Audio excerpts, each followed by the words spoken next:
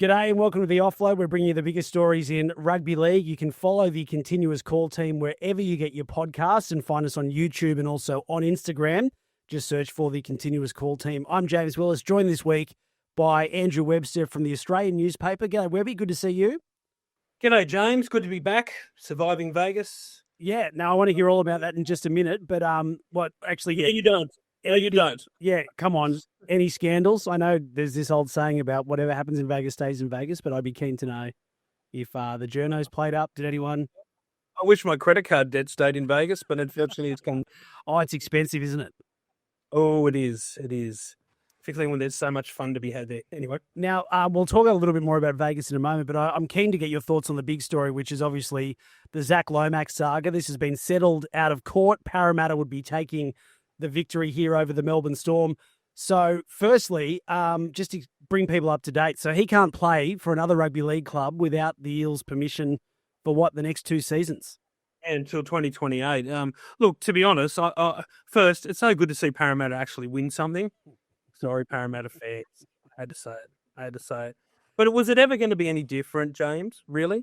Like, it just seemed like from day one, Parramatta were telling me that their very rich, cashed-up Leagues Club board was telling the football department, was telling Jim Sarantinos, the chief executive, whatever it takes. So they've hired one of the best silks in the business in Arthur Moses, who wouldn't come cheaply. So that just showed you how seriously they were taking this case against Zac Lomax. And remember, they only stepped in because they feared the NRL were going to register a contract with the Melbourne Storm. And you don't take a matter to the New South Wales Supreme Court, throw that amount of money at it, and nor do you subpoena the NRL, particularly the NRL at the moment, which is a pretty strong organisation. And as we all know, Peter V'landys, the chairman, rules that organisation with an iron fist. You don't do that unless you think you're on pretty strong grounds legally. And Parramatta was saying to me from day one that contract and the deed of that release was as tight as it gets. So, I'm not surprised that that we've got the result that we have.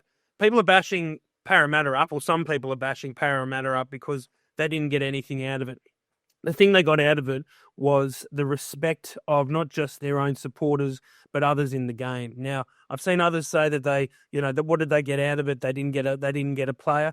They were asking for a player. That's what they wanted. They didn't get the $750,000 in compensation. They don't need it. There's nothing that the only thing that Melbourne could give Parramatta that they needed was the quality player that they wanted in return for releasing Zac Lomax, because he wanted to go to another sport, and then it fell over at the last minute. So I don't know why that's Parramatta's burden to carry. I think this has been a major victory for the Eels, if not just in the eyes of their fans, but also the rest of the comp. So the interesting other story here was Ryan Madison, who apparently Melbourne was happy to pay half of his contract, roughly, to get him down there straight away. And then at the last minute, Madison said, I want a second year on top, which the Storm balked at. But that's interesting in all of this. Madison hasn't been named for tomorrow night either, by the way, so I don't know what's happening with him and the Eels. It's pretty interesting, isn't it, that to me, this is the part I don't get, James. Are Melbourne that desperate to get Zac Lomax? They were prepared to take Ryan Madison, who hasn't played his best football in a long time. Remember, he's a New South Wales Origin representative at one stage. They're prepared to give Ryan Madison a go. They just weren't prepared to have him for 2 years. They wanted from what I'm hearing, is an option their way for them to decide whether they wanted Ryan Madison or not. And Ryan Madison said no. So it's not like Parramatta didn't try to make it happen. I saw comments from Corey Parker in the last 24 hours trying to conflate this with the Ezra Mam situation. What a disgrace that Zac Lomax is sitting on the sidelines for X amount of years, while Ezra Mam, after what happened with him in Brisbane a couple of years ago, only sat out, 8 weeks? Yes, 9 weeks. It's I think that's probably that's not the dumbest thing that Corey Parker said, but it'd have to be in the grand final. It's on the podium.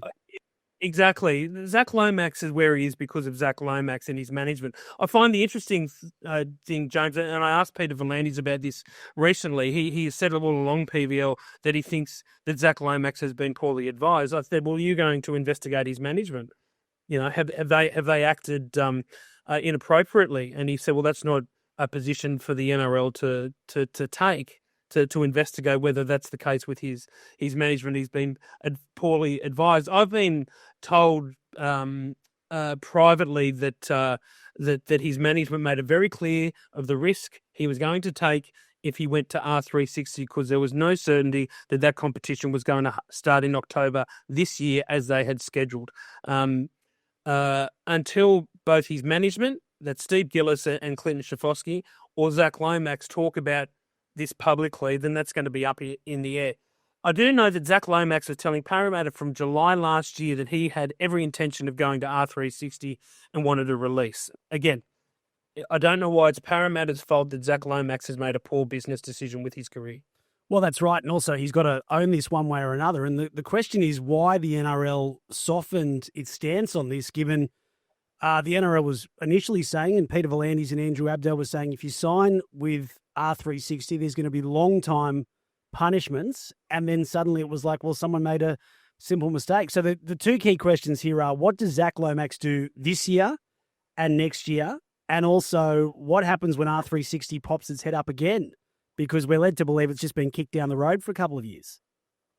Well, they're very good questions. Look, Zac Lomax's only hope is whether another NRL team can find players to either give to Parramatta or other players like a Madison to take from Parramatta to free up cap space. Whether that happens or not, that's the big question. Like, players don't generally want to be moved out of clubs if they want to be there. So that's where it gets problematic in a game that doesn't have a draft. Normally you'd just trade off draft picks, but that's not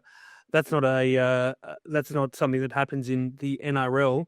What was the other question? R360. But you're right. Peter V'landys talked very tough about 10-year bans, not just if you signed, if you negotiated, if you talked to them.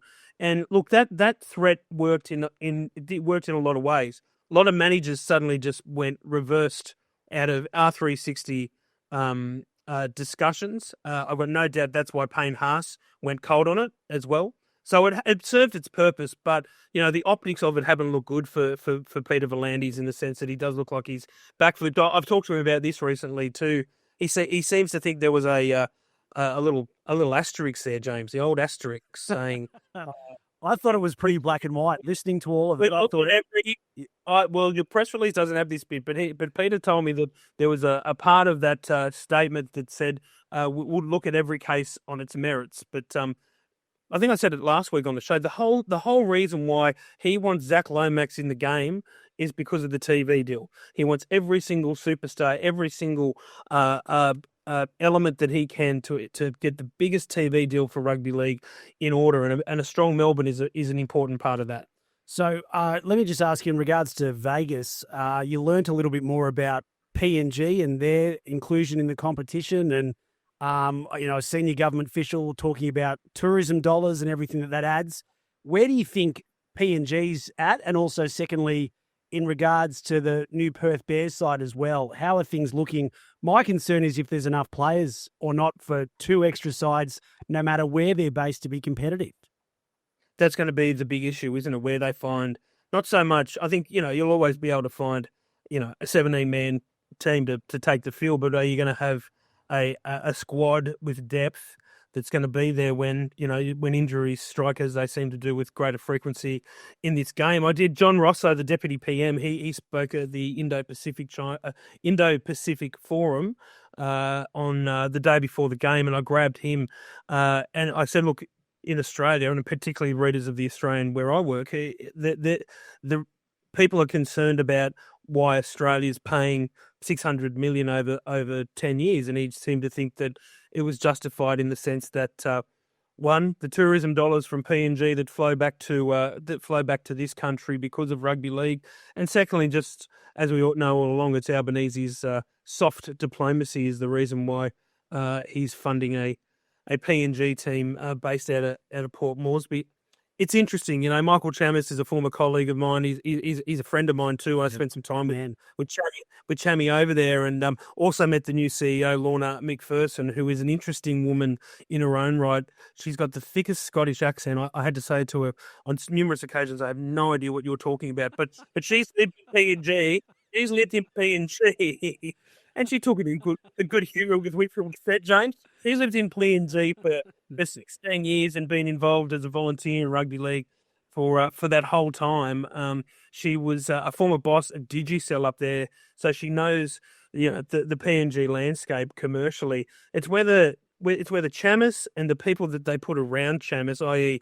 a recruitment manager, can convince people to go up there. But that said, though, I've been told, and I've been mentioned, there's a few names that have been mentioned, but I'm not gonna flag them because they're because it'd be too speculative. But according to PNG, the tax-free dollars have become very, very interesting. Yes. A lot of players, a lot of older players in the twilight of their twilight years, single guys, you're going to double your money. I've got to say, when Lorna McPherson said I could go up there and be media manager on tax-free dollars, I thought about it for a little while. I know, but the logistical nightmare is the big thing, and the complex and the idea of players having to stay inside. I mean, mind you, we haven't had any big scandals for a while in league. It's been a few quiet years in that front. That's right. But all right, so I'm not going to. I've never been. I don't know. Have you been to Port Moresby? No, I've never been. No, but I probably wouldn't go there unless I had to be honest. I spoke to some people who have been there, and they said the security side of things is well overblown. If you just do the right thing and don't drift off, into the back streets full of drink late on a Friday night. Yeah. That's like any city in the world. So I traveled a lot to South America, and I've managed to get out of there okay. So keep that media management spot close. The tax-free thing is very, very good. So 45,719 fans at Allegiant Stadium. Will the NRL be happy if it stays at that number for the next few years, given that, it's obviously relying on Australian and English fans travelling? They keep talking about pulling in people at the last second. I'm not sure how many people walked off the street in Vegas into the NRL games, but obviously the key figures, as we spoke about last week, TV audiences and also the subscriptions in America. Well, that's right. It's funny, that crowd was sort of tossed up as being the crowd the day before the game. So I wasn't surprised. When it got announced. Look, the problem with that crowd figure and people believing it is you've got 3 games of football, and it's like magic round. People come in and out, and people don't sit there for all 3 games. Some do. I'm not saying that not everyone does, but mostly they'll come and go. The big problem they've got in terms of the optics of that, particularly on obviously TV, is you've got 10,000 Super League fans, and they play in that first game, and then by the end of the midway through the second game, they start to filter back to the strip. So that's always going to be a problem for the NRL. They had it last year, then they also had it this year. You can't. There's some talk that they're going to put the UK Super League game in the middle. So, but you can't do that because that means we'll be kicking off in the UK at 1 a.m. So it sort of defeats the purpose of their TV audience over there. Look, as I said all along, rugby league will never scratch the US market either on TV, in terms of players, in terms of people even wagering on it, if we're going to be fair income. But what it does is it turbocharges the season back here and gives it the best shot of publicity, you can imagine. It's been so successful. I wrote this out of the game on Saturday night. Why would they tinker with this idea of global round and taking games to London and Abu Dhabi, although that's probably off the radar at the moment, but it's why would you dilute that when I've been to all 3 games, and this year's was easily the best that I've been to, and it feels like the NRL are really starting to get into the groove of being in Vegas. They've set up residency there. They're the new Donny Osmond of Las Vegas in many respects. Don't abandon that. Don't hurt that. And next year, hopefully, you have these two teams that have just been, at war with one another, Parramatta and Melbourne. Can you imagine, like, those Bulldogs fans and those Rusted On fans who were there on at the weekend really made it. The streets were fair income alive with rugby league fans. Everywhere you went, there were Australians there were Australians in footy jumpers. The cheer when Crichton kicked the field goal was unbelievable at the end from the Bulldogs fans. I'm sorry to say that. I know you're a hardcore Dragon, and I have to ask you about that right now. Shane Flanagan, the Dragons coach, wants an extra captain's challenge in Golden Point. I think it was pretty clear the Bulldogs knocked on. It was a loose carry. It was ruled as a penalty. The Bulldogs subsequently went downfield and kicked the winning field goal. But in regards to what Shane Flanagan is proposing, what say you? Well, first, can I just apologise to all Dragons fans out there? As a Dragons fan myself, I saw Grant Atkins, the referee, on the morning of the match. Yep. And I said, big fella, can you just give the Dragons some 50-50s? Can they just go our way? And what he did with it? Didn't really get the rub of the green last year in a lot of matches. That's fact. And he said, yeah, no worries. And Joe smiled and walked away. So I'm so glad he listened to me when he ruled. Nice bloke, Green Atkins. Strip. He ruled that was a strip. If that's the new threshold for a strip in a tackle, then we're going to see a lot of penalties this year. Look, I don't mind the coach's challenge idea or the captain's challenge idea. Sorry, from Flano. We were talking about this before we came on air. I actually don't mind the idea of what they do in the NFL. Like, you give the team that's been scored against in the first first part of Golden Point a chance, a one set to either score or, as you said, golden try. But it's too messy, I find. I think it's so messy. Like, even when players are setting up for field goals in Golden Point or late in the game, markers aren't squared, teams aren't onside, and referees are too scared to give the penalty that will decide the match. Well, I think it could be either. It could be the team that scores a point or a try or whatever. The opposite team gets one set to try and respond, and that could be, whether it's 1 point or 6 or whatever, and then you go on from there. But it becomes a bit of a shootout, and it gets a little bit. And to be honest, some teams, despite the concept having gone for more than 5-10 years longer, a lot of teams don't know what they're doing in that last 10 minutes. I know. This has been an endless source of fascination for me over many years. When do they practice field goals? No, like, honestly, yeah. Teams mustn't do it anymore. Like, the Bulldogs were in a prime position to kick a field goal to ice the game late, and it's not like they don't have players who can kick them. Particularly Crichton and Matty Burton, who could land one from 30 metres in his own half if he wound up. It's sort of that said, though, I do think it's very messy around the markers and teams being offside and the referee being too scared to give a penalty. But it's just one of the great vagaries of rugby league. All right, the rest of round one is on this weekend, Webby. I'd just be keen to know, overall, your tip for the Premiership and a side that you're very, very worried about potentially running last this year. I like the Chooks. I do. Yeah, interesting. I just think Cherry Evans has needed that new lease of life at a new club. He was just screaming out for it, and I think the Roosters, they suit Cherry's view of the world. And they're playing 6. Yeah, that's right. But him and Sam Walker, I think it'd be great for Sam Walker.